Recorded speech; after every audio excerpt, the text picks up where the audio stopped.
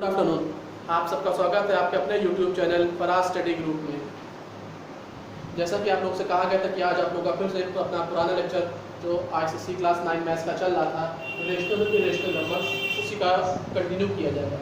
आज उसका लेक्चर 7 है। ठीक है, आपको पिछले 6 लेक्चर्स में बताया गया था रेशनल नंबर क्या होता है, उसको कैसे हम लोग उसका एडिशन करते हैं, उसमें जो चारों उसके सॉल्यूशन होते हैं डिवीजन के, मल्टीप्लिकेशन के, एडिशन के, सब्सट्रैक्शन के, वो हम कैसे करते हैं। ठीक है, और आपको उसकी एक्सरसाइज 1.1 भी करवाई गई थी। अब आपका जो अगली टॉपिक थी इरेशनल नंबर, उसकी भी आपको डिटेल बता दी गई थी। उससे रिलेटेड 2 थ्योरम करवाए गए थे और 6 आपके उसमें पोस्टुलेट्स थे। ठीक है, आपके जो क्वेश्चंस आते हैं बेसिकली प्रूव करने के लिए कि प्रूव के लिए रूट 2 आपका इरेशनल है कि नहीं, रूट 5 इरेशनल है कि नहीं, रूट 6 इरेशनल है कि नहीं, वो बेसिकली ज़्यादातर 2 थ्योरम्स में भेज आते हैं और वो भी ज़्यादातर थ्योरम 1 का। ठीक है, और कुछ लोगों ने इसलिए कहा था कि सर हमको थ्योरम 1 आप फिर से बता दीजिए कि थ्योरम 1 होता क्या है। ठीक है, तो देखिए एक बार थ्योरम 1। तो अगर कोई आपका नेचुरल नंबर है a, ठीक है, और एक प्राइम नंबर है p, तो अगर वो prime number p a square को बराबर डिवाइड कर रहा है विद रिमाइंडर 0, बराबर डिवाइड करने मतलब यही होता है कि रिमाइंडर 0 होना, तो p जो है वो a को भी बराबर डिवाइड करेगा। ठीक है, अगर p a स्क्वायर को डिवाइड कर रहा है तो p a को भी डिवाइड करेगा। अब इसी का एप्लीकेशन जब आप इस एक्सरसाइज 1.2 का पहला सवाल लगाइएगा, उसमें आपको बेटर समझ में आएगा कि इसको आप एक नए तरीके से पेश किया जाएगा। उस क्वेश्चन के अंदर आपका थ्योरम 1 ही उस पे लगेगा, लेकिन एक नए तरीके से लगेगा, मतलब इन डिफरेंट वे।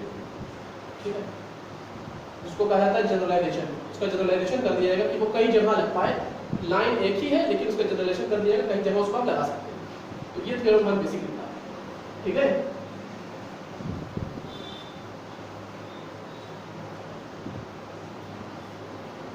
अब आपका जो पहला क्वेश्चन है एक्सरसाइज 1.2 का, वो है कि हमको प्रूव करना है कि रूट 5 इज एन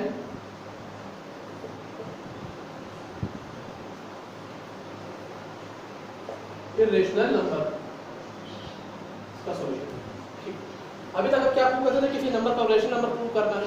अब आपकी इस एक्सरसाइज में ये प्रूव करना रहेगा पहले के 3-4 क्वेश्चंस पे, उसके बाद थोड़ा क्वेश्चन बदल जाएंगे। पहले के 3-4 क्वेश्चन तो ये प्रूव करने के नंबर दिया जाएगा, जैसे 2 है, 3 है, 6 है, 8 है, 11 है, 1/√2 है, 1/√7 है। तो इस तरीके से नंबर्स को दिया जाएगा कि इनको इरेशनल प्रूव करें। ठीक है, तो देखिए इरेशनल नंबर बेसिकली क्या होता है कि तो आप इनको क्या ले लेंगे, late root 5 equal to p/2।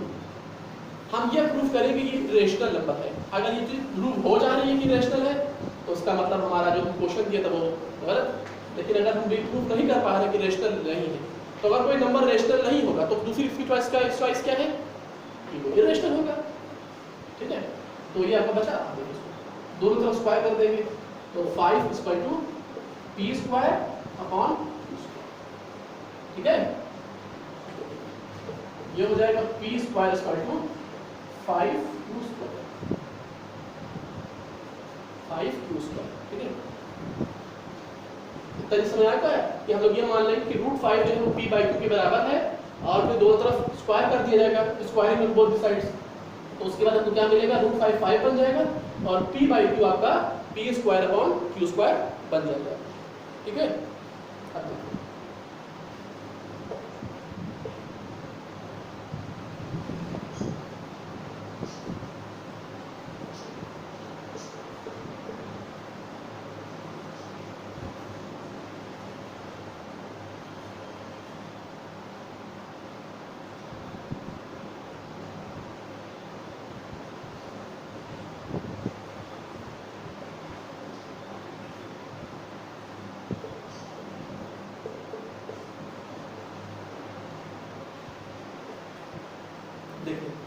क्या लिखा हुआ S p5 divides 5q square.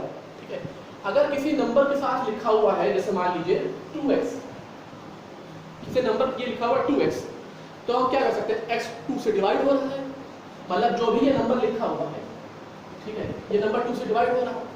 वैसे ही अगर कोई नंबर दिया हो 5q स्क्वायर, ठीक है, तो वो 5 से डिवाइड होगा। तो अगर कोई दो नंबर दिए हुए हैं a इक्वल टू b, ठीक है, अगर b किसी नंबर से डिवाइड हो रहा है, दो चीज इक्वल टू का मतलब उसका क्या होगा, अगर कह दें कि a इक्वल टू b यानी दोनों क्वांटिटी सेम है, अब वो 5 5 है, 2 2 है, 1/√2 1/√2 है, वो चीज़ आपकी देखने वाली चीज़ है। लेकिन अगर a इक्वल टू b दिया हुआ है तो अगर कोई नंबर b को डिवाइड कर रहा है तो क्या वो नंबर a को डिवाइड नहीं करेगा? बिल्कुल डिवाइड करेगा।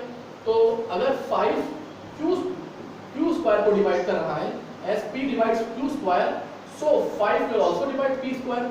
क्यों? क्योंकि आपका थ्योरम 1 क्या था? थ्योरम 1 क्या था? अगर p a स्क्वायर को डिवाइड कर रहा है तो p a को भी डिवाइड करेगा। क्यों? क्योंकि p एक प्राइम नंबर होता है।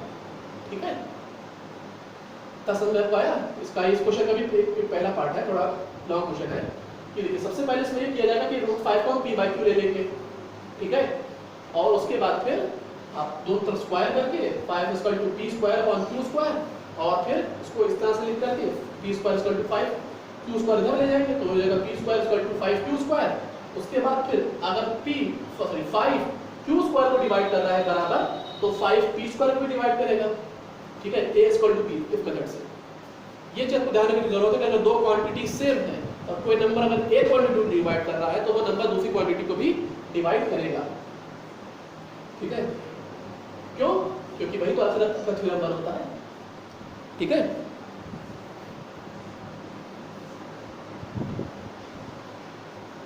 हो गया ना?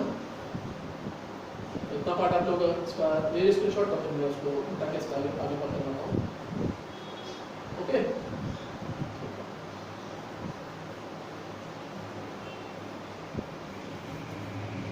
अब हम लोग इसी क्वेश्चन का आगे मानेंगे कि लेट p = 5 है।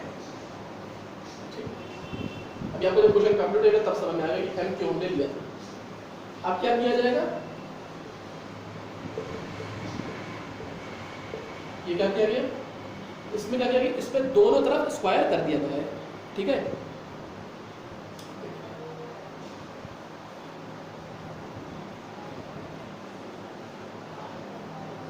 आप बताइए p स्क्वायर की वैल्यू हमने पहले क्या निकाली थी? अरे जब हमने यहाँ पे निकाला था कि √5 = p/q, इसके पिछले वाले पार्ट में, तो 5 आ गया था p square upon q square और p स्क्वायर आया था 5q स्क्वायर। तो p स्क्वायर की वैल्यू यहाँ से पुट नहीं कर सकते हैं, 5q स्क्वायर = 25m स्क्वायर। उसको हम क्या लिख सकते हैं? Substituting value of p square. हम p स्क्वायर की वैल्यू जो हमने पिछले के पार्ट में मतलब क्वेश्चन की शुरुआत में निकाला था p स्क्वायर = 5q स्क्वायर, वो वैल्यू हम यहाँ पुट कर देंगे। ठीक है, चल अब देखिए एक से बता दें शुरुआत में कि जो आपने p स्क्वायर = 5m लिया है, ये क्यों लिया था? ये एक जनरल टर्म निकाला जाता है दो प्रूफ करने के लिए। ठीक है, तो इसको स्क्वायर कर देगा। अब इसको चाहे 5x ले सकते हैं, कोई भी टर्म ले, m से कोई खास इतना मतलब नहीं, अब m ले लीजिए, x ले लीजिए। ठीक है, तो अब दोनों तरफ स्क्वायर कर देंगे। अब देखिए जब जैसे ही आपने ये टर्म लिखा p स्क्वायर = 25m स्क्वायर, आपके दिमाग में फौरन एक चीज बात आनी चाहिए कि हमने p स्क्वायर तो पहले भी निकाला था, इसी क्वेश्चन में दो मेरे पास 2 p स्क्वायर आ गए। अब हम दोनों p स्क्वायर को इक्वलाइज कर देंगे। ठीक है, हमारे पास 2 p स्क्वायर की 2 वैल्यू आ गई, तो अब दोनों को इक्वलाइज कर देंगे। अब उस इक्वलाइज करने से क्या फायदा होगा?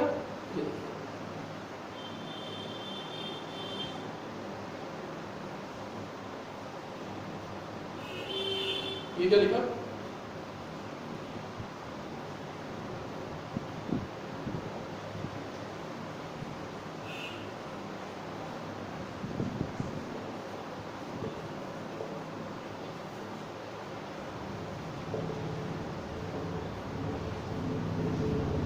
अब जब आप जैसे पहले पिछले क्वेश्चन में हमने क्या किया था, √5 = 5 पिछले पार्ट में √5 = p/q था, वहां हम स्क्वायर रूट से स्क्वायर की तरफ जा रहे थे, यहाँ हम स्क्वायर से स्क्वायर रूट की तरफ आएंगे।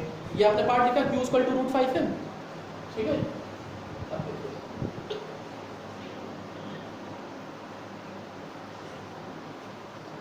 इसकी जरूरत नहीं पड़ेगी, इसी से सॉल्व हो जाएगा। 5q स्क्वायर = 25 m स्क्वायर ये है। ठीक है, इसके बाद इसको आप लिख सकते हैं क्यू स्क्वायर इक्वल टू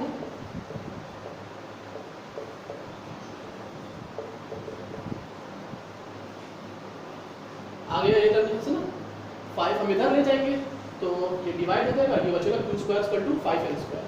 अब ये वही इसी मेथड पे हम आ गए। शुरुआत वाले में क्या था, root 5 equal to p by 2 था, वहां हमने 5 equal to p square upon q square किया और फिर क्या कर दिया हमने p square equal to 5q square किया था ना। अब देखिए यहाँ पे क्या कर रहा है, 5 डिवाइड कर रहा है m को। तो जब हम शुरुआत में क्या मेथड हमने लगाया था, 5 डिवाइड्स q स्क्वायर, यहाँ 5 डिवाइड m स्क्वायर। अब इससे ये क्या लिखे आ जाएंगे, 5 डिवाइड्स m स्क्वायर, सो 5 डिवाइड्स q स्क्वायर। ठीक है, अब देखिए अगर कोई नंबर q स्क्वायर, थ्योरम 1 क्या था, अगर कोई नंबर p a स्क्वायर को डिवाइड कर रहा है तो वही नंबर a को भी डिवाइड करेगा।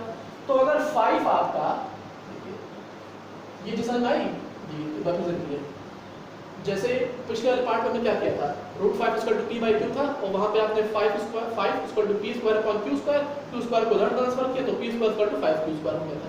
वही हम यहाँ कर रहे हैं। ठीक है, अब देखिए इसमें ये क्या है, अगर 5 m स्क्वायर को डिवाइड कर रहा है तो q स्क्वायर को डिवाइड करेगा, और अगर 5q स्क्वायर को डिवाइड कर रहा है तो 5